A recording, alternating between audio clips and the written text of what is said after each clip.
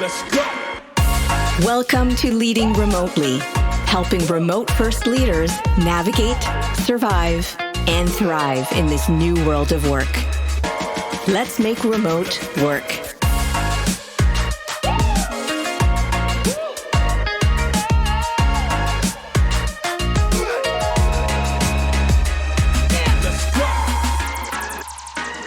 Hi, and welcome to Leading Remotely. Thanks so much for making the time to listen to the show. I'm your host, Matt Heyman, and I'm thrilled to be joined on this, our first episode, by Jason Morwick, Head of Remote at Cactus Communications. In this episode, we cover Jason's thoughts on the challenges and opportunities that a remote-first world brings, the risks of leaders being remote tolerant rather than fully embracing remote working, the importance of trust, leading remote teams across continents, and how to navigate some of the potential pitfalls of hybrid working. I hope you enjoyed the show. Let's get into it. Jason Morwick, welcome to the podcast. How are you? Great. Thank you for having me. It's a real privilege to speak to you today. Really excited about the conversation. Lots I want to talk about. But before we get into all of that, let's just do a quick introduction. You're Head of Remote at Cactus Communications, co-author of the book Remote Leadership. Can you just give us a bit of background, a little bit more about who you are and where you're based? Sure. I am based out of Orlando, Florida, and I've been remote working since about 2006. Back then, I made the transition like a lot of people did during the pandemic. And I went from working in an office 5 days a week to working full-time remote. And I went through all the same challenges that most people had at the beginning of the pandemic when they made the same transition. And through my experiences over the years, that led me into writing and consulting for organizations to help them make that shift from the office to remote. And then when the pandemic happened, Cactus Communications, like some companies out there that were forward thinking, opened up a position for head of remote. And I quickly jumped on that opportunity. What does that role actually entail? In a nutshell, what I'm trying to do is help the company make that move from being very office-centric, which they were prior to the pandemic, to being a more remote company. And that means changing the culture, the behaviors, moving from synchronous to asynchronous. It also involves looking at new technology and tools that are out there to see what's going to work best and enable employees to work their best wherever they are located. Fantastic. It might make sense for a bit of context to just understand a bit more about Cactus as a company, what the company does. I think that might be useful for people to understand. Yes. And certainly we'll get on to perhaps some of the challenges of remote. I think knowing a bit more context would be helpful there. Yes. Cactus Communications is based out of Mumbai, India. It's a 20-year-old company, and its focus is to help scientists, researchers, and academics get their science published and known throughout the world. Out of 1,200 employees in the company, about 85% are based somewhere in India. We have people scattered all over the country, but we do also have offices in China, Japan, Korea, the United States, the UK, and Denmark. So we find kind of small pockets of people throughout the world. However, we find that our employees are now opening up because they can work literally from anywhere, and they're starting to relocate a little bit. So we're starting to see a bit of a shift in employees truly working from anywhere. Okay, so if we think about the remote work environment in the round at a high level, what do you see as some of the most significant challenges and opportunities when it comes to remote first working for companies? I think the challenge, just like it is for Cactus, is that if you were office-based prior to the pandemic, and now you want to make this move, it's really a mind shift. It's a culture shift. You know, you have to change your behaviors and do things differently. I think the mistake that a lot of people and organizations make is that they try to replicate exactly what they did in the office when they're working virtually. And that doesn't always work so well. And then they conclude that, oh, okay, well, remote working just isn't working. But the reality is it can be done a lot better if you think about processes and how you did things before, how you can do those differently now that you're remote. So in terms of at a company level, we spoke beforehand, just before we hit record, around a phrase that you brought up, which I really liked, about being remote tolerant, organizations being remote tolerant. Can you just elaborate a bit more on that term and also why you think companies might be falling into the trap of becoming remote tolerant? Well, I think what the pandemic proved in this 2-year experiment of working remotely is that most employees want more flexibility. Maybe they don't want to work remotely 100% of the time, but they definitely want the option to at least occasionally work remote.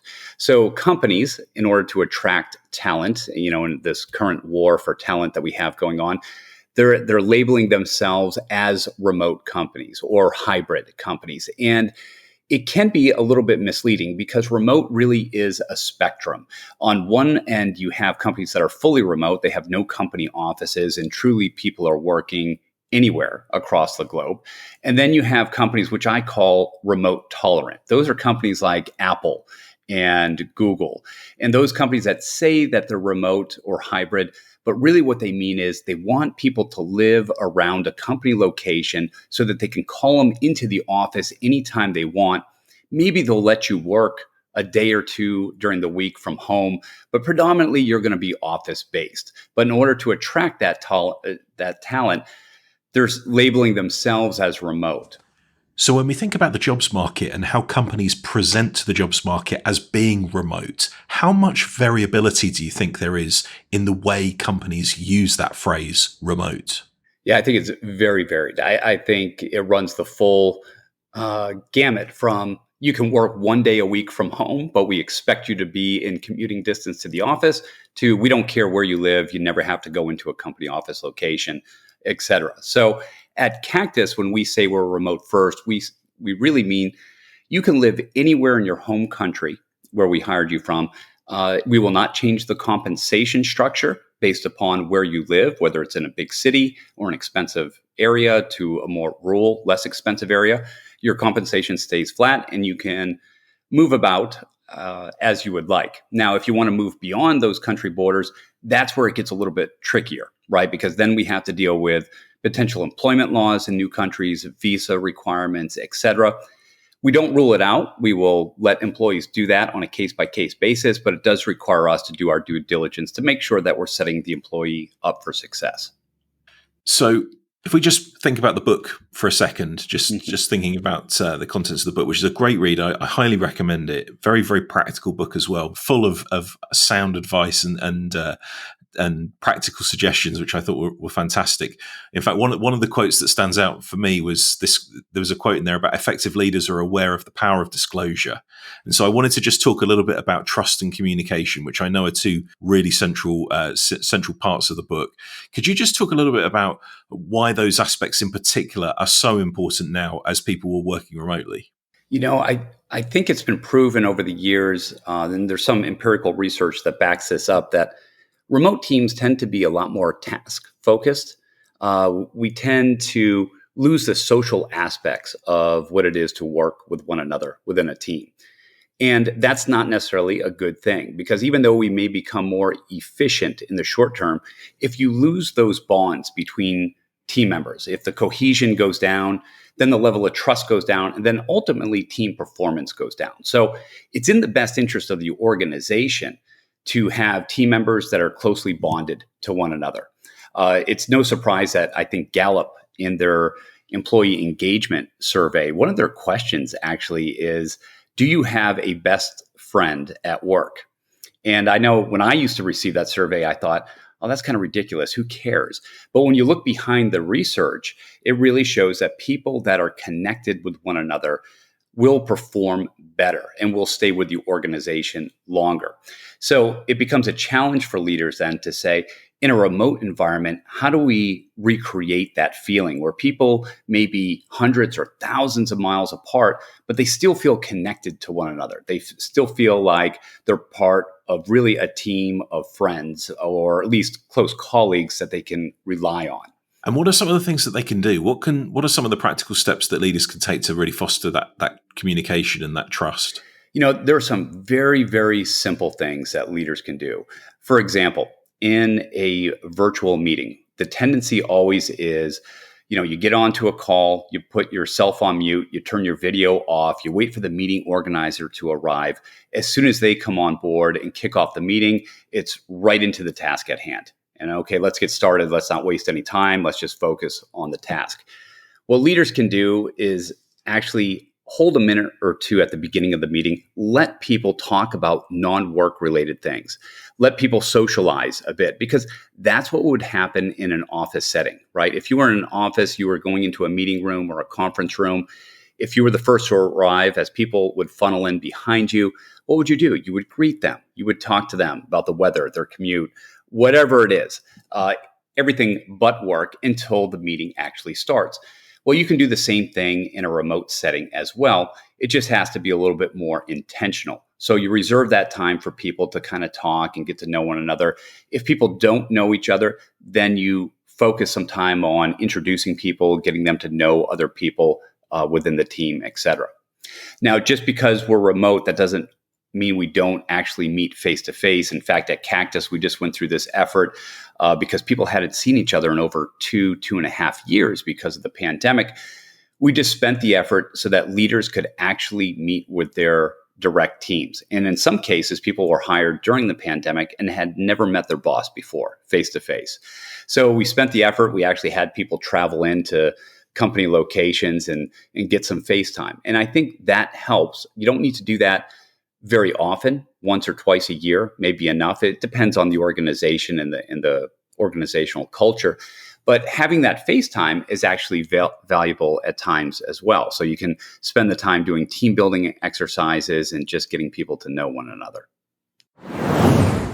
Hey, it's Matt again. Do you lead a remote team but struggle with spontaneous communication and collaboration? If so, I'd like to invite you to check out our platform, wonder.me, a virtual workspace where teams connect, collaborate, and grow, working side by side from anywhere. For a limited time only, podcast listeners can use the discount code LRP30 to get 30% off your first 3-month subscription or annual plan. Head on over to wonder.me, start your free trial today, and use the discount code LRP30. Now, back to the interview. I guess follow-on question then, what would be some of the signals or markers that would indicate to you that trust and communication is off, that there's something not quite right? What would be some of the clues? And also what could be done to improve those maybe? Some of the clues would be if people stop engaging with one another. We had an incident in our organization where people stopped turning their video on. And we are a very video on culture. And I know some organizations are different, but we really promote and encourage the use of video when we're meeting with each other. And we had an instance where there was a team meeting and people stopped turning their videos on. And it was a couple of individuals because they were so mad at each other. They didn't even want to see the other person. They didn't want the person to see them. So, it's little subtle things like that leaders need to have their antenna up to be on, watch out for those small signals. But you'll see people engaging less, asking questions less, contributing less. They may be even a little bit more direct and blunt in text and email conversations and that sort of thing. So it's those little things that you may notice as a leader that may cause you just to take small actions, such as reaching out to someone and say, "Hey, Matt, I noticed lately, you haven't been asking as many questions as you're used to. Is everything okay? Is there anything I can do?" And trying to get the person to open up. If you are a leader where you have created this environment, call it psychological safety, as they say, where people feel okay to open up without any sort of reprisal, then they will be forthcoming and they will start to share bits of information. And then you can start thinking about what actions you may need to take. Okay, so if we move just towards the kind of the culture element of this, I think one of the things that's really, really interesting about Cactus is that you've got 1,200 people, as you say, located in multiple offices in different continents. And I really wanted to sort of unpack that a little bit around how you manage and how the organization addresses cross-cultural challenges or discrepancies or differences. Because in an organization, I mean, that would happen even if you worked in the same group of people who lived in the same town. But now that it was almost amplified over continents. So talk to me a little bit about how you consciously sort of address that within Cactus. Well, one of the biggest challenges is just managing across time zones, right? Because as you said, we have people on several different continents. They're scattered across, I forget how many time zones we have. For me, based on the East Coast of the United States, most of the people I talk to are in India, which is 9.5 hours ahead of me. So just managing, what the expectations are around availability, when you're going to work, that has to be made clear when you're working with a mixed team of people across the world. I think when you're talking about cultures, it adds a new layer of complexity on top of that, because you have some cultures, the US, Europe, for example, that are much more direct than, say, some cultures over in Asia, which are more accommodating. So sometimes we have this friction where people will do little things like set up meetings that are after hours for certain people, but their culture is such that they'll accept the meeting. They won't be happy about it, and they won't tell you necessarily to your face that they're unhappy about it, but they'll accept it. And that will create some friction in the long run, because now you have people that are just not understanding one another about how they like to work. So we spent some time training people about how to work with others in different cultures. We also try to create some guidelines and some ground rules about when it's appropriate to do certain things, like schedule meetings late in the evening or early in the morning, and try to create some boundaries, because we have found that if we don't do that from an organization perspective, because of the different cultures that we have working together within the company, people will try to make it work, even though it would be too painful for them in the long run. So we try to step in and provide that intervention when necessary. You mentioned earlier in the podcast about effectively transplanting old ways of working or replicating the office in an online world, and maybe being a bit more intentional. Could you speak to that a bit, about that intentionality, about creating a workplace which is custom built for the online space? Anytime when someone is telling you, well, this can't be done because we're remote, that is a good chance to kind of step in and say, well, can we do it differently? Because we're remote, because we have people scattered in different time zones and it becomes too hard to meet in real time. Can we do it asynchronously? And will it be more efficient if we do it asynchronously? Right now, I don't have to wait for calendars to clear and get everybody on the same day or same time. Because when I used to work in an office, even with people co-located all in the same time zone, all in the same office building, just trying to schedule a meeting, sometimes you would have to push things out a week or two just so that the calendars could all align. But if you say, you know what, scrap that, that's too inefficient, let's work asynchronously, and somehow we'll use a shared document. We'll post that on Microsoft Teams. Everybody will contribute by a certain deadline, and we'll work a process like that. We could get that done even prior to when we would be able to schedule a meeting in real time. So it actually becomes faster and better. Another example would be around brainstorming. People get frustrated and say, you know what? It's just not the same. I can't get into a conference room in front of a dry erase board, a whiteboard, and actually draw stuff down. And when they try to replicate that exactly online, it doesn't work. And then they conclude, well, it's just easier to do a brainstorming session in person. But if you think about some of the tools that are out there right now, we've played around with Miro and some other tools. And if you look at the capability of those tools, you can do a lot more than what you could with just a simple dry erase board. And everybody doesn't need to be there at the same time. They can contribute at different times when it's convenient for them. And then you end up with ultimately the same result, but the process is different to get there. What would you say are some of the key challenges that employers face right now as we enter this completely new phase of working? I think a lot of organizations have moved to more of a hybrid model, right? Where they're going to do some days in office, some days working remotely. For those organizations that have the capability where people can actually commute into, say, an office location, you have to be intentional about what are you using those in-person days, as I call them? What are you using those in-person days for? And I've had people tell me that, when I do show up in the office, say it's one day a week, I find that I'm not really getting any work done. In fact, what I'm doing is I'm meeting people that I haven't seen in a while. I'm building relationships. I'm using that time to meet with new people on the team that I haven't met in person before. So it's really being very conscious of using that time wisely, of saying, you know what, if I'm going to be face-to-face with people, what do I really want to do? I don't want to just jump into a simple task that I could do while I'm remote. I'm going to use that time for something that I find it more difficult for me personally to do while I'm virtual. Excellent. So yeah, it's being intentional in how you use that time. It's a rare resource. Brilliant. Jason, thank you so much for your time. I've really enjoyed this conversation. I think it's been super helpful. It's been great to get some of your insights into some of these topics. Where can people go to find out a little bit more about you and the work that you do? The easiest way is to find me on LinkedIn. I think I'm the only Jason Morwick out there on LinkedIn, at least for the moment. So you can connect with me there or at jason.morwick@cactusglobal.com. Fantastic. Thanks for your time and speak to you soon. Let's go. Thanks for listening to Leading Remotely. For show notes, resources, or to discover how you can make remote work for your team, head over to wonder.me. That's wonder.me.